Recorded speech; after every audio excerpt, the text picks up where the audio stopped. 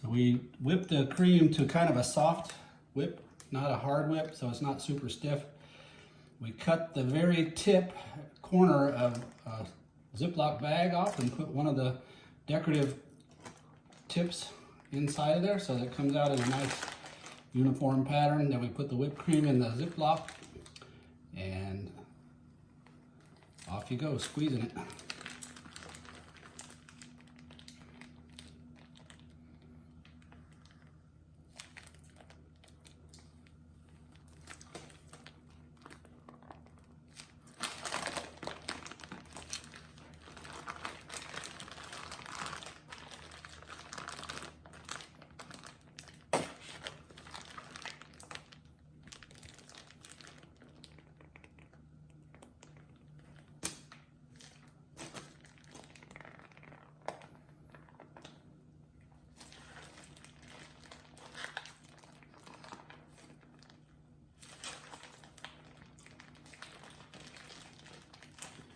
We whipped a cup and 3/4 of whipping cream with a tablespoon of sugar in it.